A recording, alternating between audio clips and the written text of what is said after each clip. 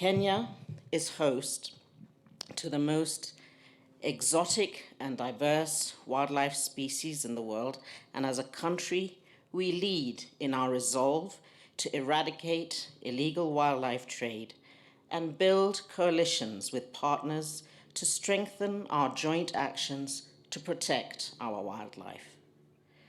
Kenya has championed and petitioned for the closure of ivory markets worldwide.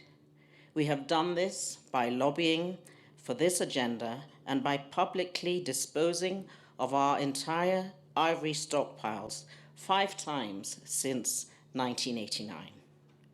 Our actions have not only captured global attention, but inspired other ivory destruction in other countries.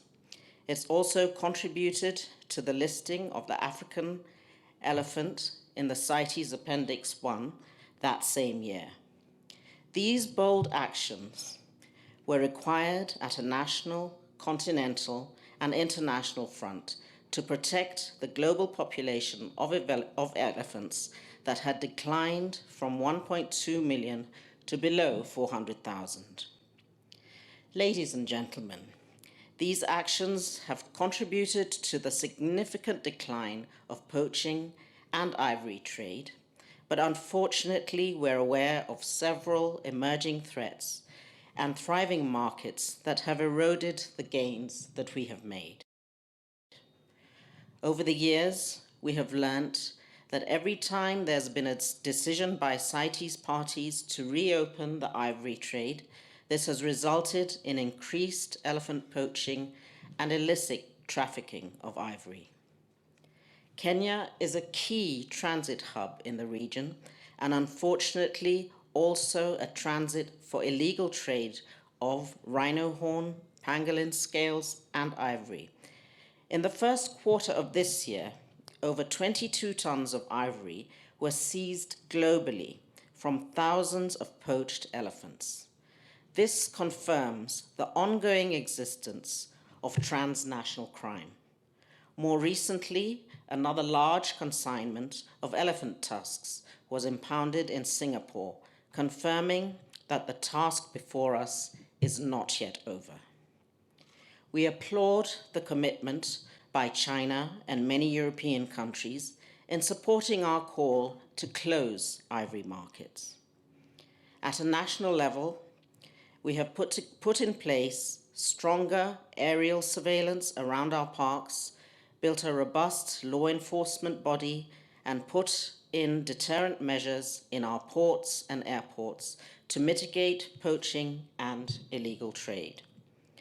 We have more rangers on the ground, and we have created an elite anti-poaching force. We have also embarked on training of specialist prosecutors, magistrates, and judges on wildlife trade. Kenya is the only country on this continent that hosts a digital database of all wildlife crime cases and provides whistleblowing platforms to augment the law enforcement efforts. The impact of these investments has resulted in the growth of our elephant herds. All this has been made possible thanks to collective action and collaboration of many actors, agencies, including local communities. I congratulate the Ministry of Tourism, the partners represented here for their hard work, but we must commit to working harder as stakeholders and custodians of our environment for future generations. That is why we have gathered here this morning to reaffirm Kenya's stand, to stand together as African Elephant Coalition member states against reopening the ivory trade. As patron of Hands Off Our Elephants, I too stand for this cause. We commend our sister countries in Africa for their conservation efforts and urge them to continue to stand with us. Human-wildlife conflict and the management of large elephant populations is indeed a real concern, especially in countries with large elephant populations. I urge us to work together as a continent to find alternative and sustainable solutions to mitigate human-wildlife conflicts which affect rural livelihoods and address the threats of climate change. Let us consider the disastrous effect of reopening the ivory trade, what this will do to destroy the gains we have made, the investments and resources we have invested, and the many lives lost by our wardens, our heroes, who have put their lives on the line to stop the killing of our elephants. Today, we are lobbying and petitioning for the closure of all ivory markets and boldly advocating for the placement of all elephants onto Appendix 1 of CITES.